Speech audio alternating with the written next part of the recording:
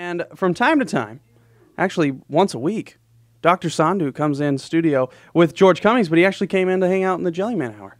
And this is your first time on the show today, Dr. Sandhu. How are you? Good, I'm fine, thank you. Yeah, you're just getting off work. I'm just getting off work, yeah. Yeah, so you were working all night, taking care of some. You were busy last night, you said. Yeah, we were busy with a couple of emergencies. So that's the cool thing about All Creatures in Newhall. It's open 24/7. Yeah, we are open 24/7. And you don't need the coolest thing I think is not only it's open 24/7, but not just for emergencies. You can go get vaccinations at 2 in the morning if you want. Oh yeah, you can get everything just like a routine hospital. Yeah, one of the coolest. I think that's awesome. I think that's fantastic. So we do this segment called Ask the Doc with Dr. Sandhu. So we have special. We do posts on Facebook, and you can go to our Facebook page and we'll say, hey, do you have a question for Dr. Sandhu? And we have quite a few. We picked our 4 favorites, and we're going to ask you right off the bat. So Kim Kincaid, she asked, my dog is taking to licking everything in sight. Anywhere he lays down, couch, carpet, his bed, our bed, himself, etc. He is getting older. He'll be 12 this year. Does age have anything to do with this, or is this maybe lacking something? Both possibilities. A lot of time if they have some deficiency in minerals, they get a habit of licking objects. Second thing is age is also a factor. If the dog is just laying down, not being active, and they develop this habit of licking themselves or licking objects around there, and it just being getting bored. So if you just interact with the dog more, or maybe he has some issues with arthritis or things that's making him not being active, and then he's doing this behavior issues.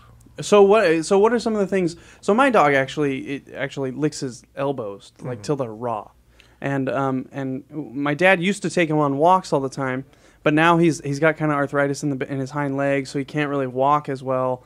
And when he does take him on walks, he can only go for a short time.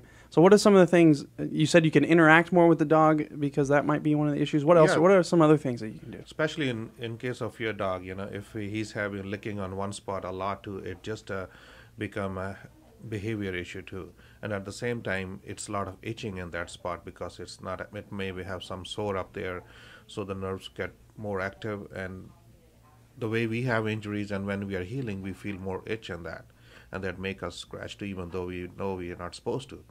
So the dog doesn't know, so he's going to keep on going back there. A lot of time you can apply some medication, or you can just cover that spot. A lot of people put t-shirts on them. You can cut the sock, cover with the sock, so it's not a bandage, but it's enough to protect it. And elbows is a more common problem because dogs, when they lay down, there's not a lot of muscles there. Okay. So when they lay on the floor, it's kind of a bone and skin rubbing over there on the hard surface. Bad news bears. And they get more sores on there. Yeah. Okay.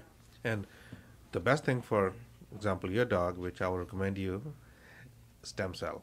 Stem cell, really? All dogs having arthritic issues, we have done quite few stem cells in the last couple of months and seeing awesome results with that. Really? Yeah. Oh my goodness. That's something new. I didn't know that. I had no idea that was stem cell stuff in animals. Yeah, that's wild. I know that's a hot button issue in humans, but I didn't realize that was an actual. But we're seeing results with that as well. I have one dog I did like 2 weeks ago. Saw them yesterday. I did it at Lancaster, and dog was not like being active. It was a 11-year-old lab. And okay.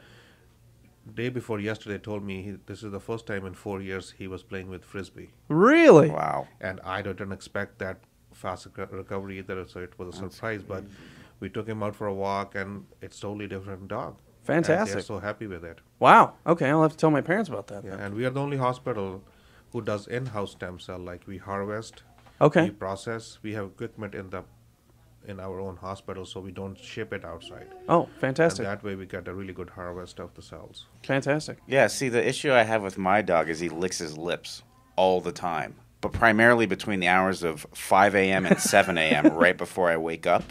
So I'm trying to is there a way you can push back his licking appointment, or it's just nonstop, like at the same time in the morning?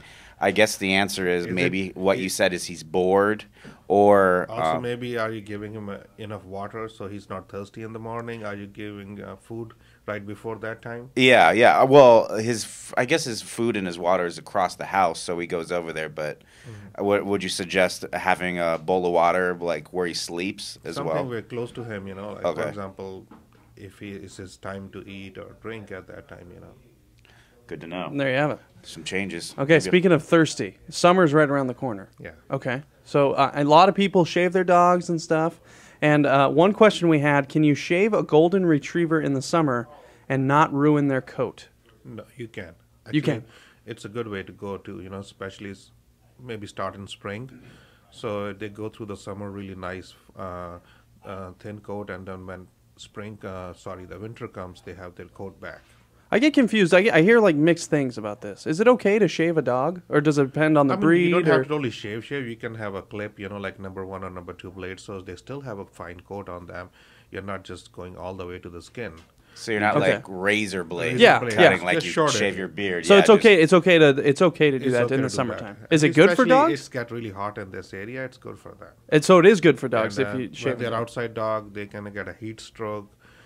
You know, one thing surprisingly, we see a lot of dogs with a maggots issue, and especially those are Oh. the dogs with the long hair because people don't see them. Oh, And by the time they see them, the maggots are everywhere on their body, and we do see a lot of old age dogs because they have arthritic issues or they're not more active. They lay down on spot outside.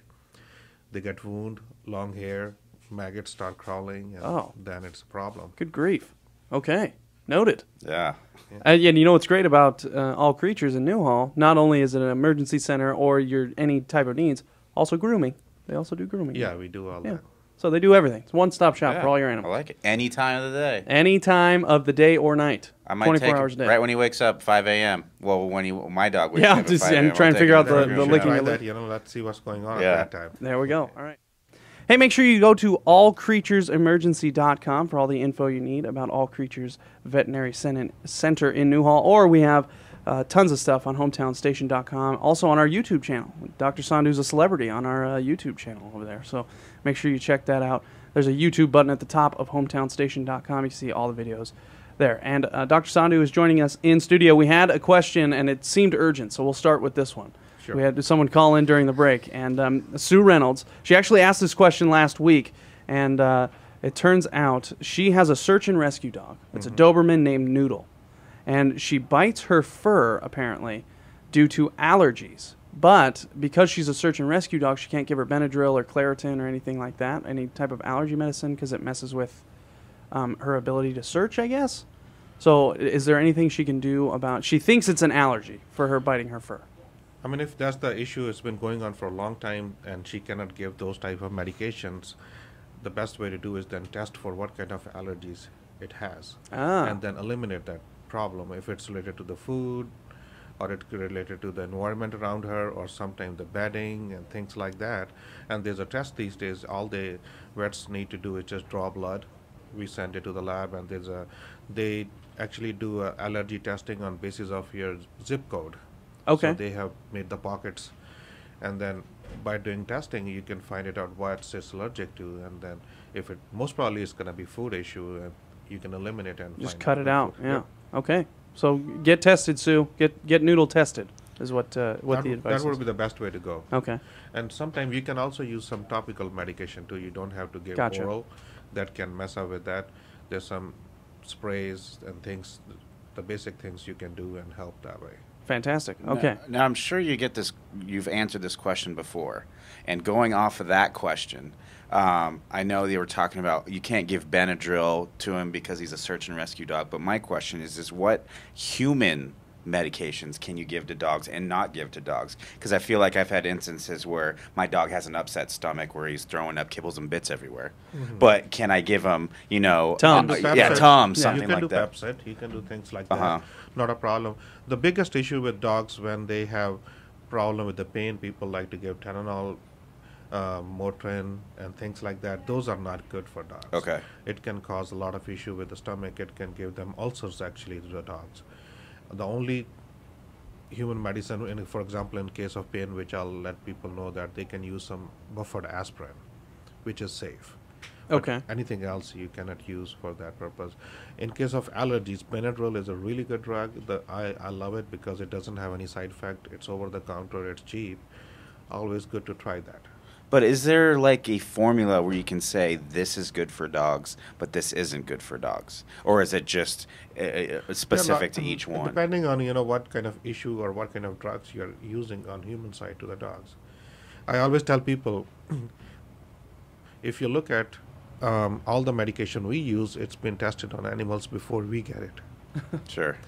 So I guess that's true. Yeah. So The thing is like, you know how you like feed animals sometimes table scraps, but you don't feed them chocolate because they can't eat chocolate. Is not good, like or tomatoes or onions or whatever. Onions bad, and also grapes and raisins really bad for dogs.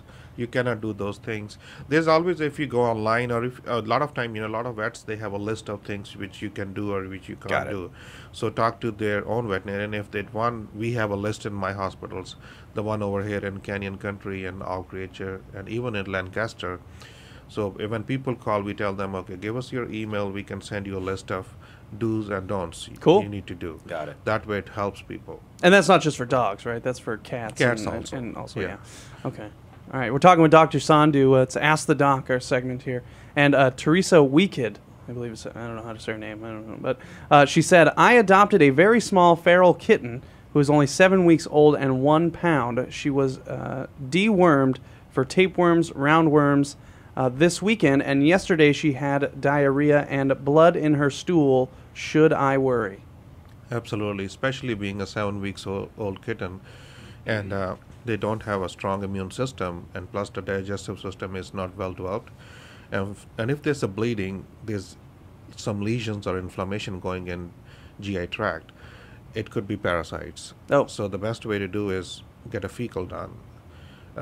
If you give a deworming, that doesn't mean it's going to kill 100% worms with the one deworming. You need to do periodic dewormings too, and also at the same time do fecals. Make sure this deworming is effective against all the worms, because some of the dewormings don't work on every parasite you have. Gotcha. Okay. We got time for one more quick question here. So Teresa Sanchez, this is what Teresa Sanchez, she said, we have an 18-month-old pit/pointer mix who seems to be overly itchy. She needs excessive, she sheds excessively. I changed her food to Natural Balance lamb and rice, and it seemed to help, but not enough. What else can she try? She can try some oatmeal shampoos and some conditioners like that. If their skin is too dry, it could be itchy, or if, I don't know if they're giving a more frequent baths, because a lot of time people think like, my dog is itchy, let me give a bath. Remember, whenever we give them a bath, we wash the body oil, which natural oil their body produce. In us, after we take bath, we use lotions, we do things like that, so that skin is not dry and itchy. And if the dog's skin is too dry, is too itchy, that could be one of the reasons when there's not enough moisture or not enough oil on the body, and people just keep on doing periodic baths and keep on washing them. So an oatmeal bath, you said? It's a good shampoo. You can buy PetSmart or all those pet stores. There's some good prescription shampoos and conditioners too. She can call their veterinarian and go and pick up that shampoo. It would help. Cool. All right. Dr. Sandhu, that's all the time we got. Appreciate you stopping by. It's the first time on the Jellyman Hour. It was pretty good. Yeah. It's fun. Right? Can I bring my horse into the All Creatures? You can bring it to anywhere you want. All right. That's good to know. I didn't know if I could walk in with a horse and be like, yeah, come on. I'm a horse person. I have my 12 horses. Oh, boom. Wow. There you go. If you want to do anything with the horses, I'm here. Question answered. Allcreaturesemergency.com for more information. You can also, it's on Newhall. There's also one in Canyon Country right next to the theater. It's on Newhall right next to the Eggs and Things, right? Right across the way? Yeah. Right next door to actually... Billy's is down there. Billy's is right in that area as well. In the Victorian building. Right next to the yellow Victorian building. Yeah. So awesome stuff. Thanks, Dr. Sandhu, for stopping by. This will also be on hometownstation.com.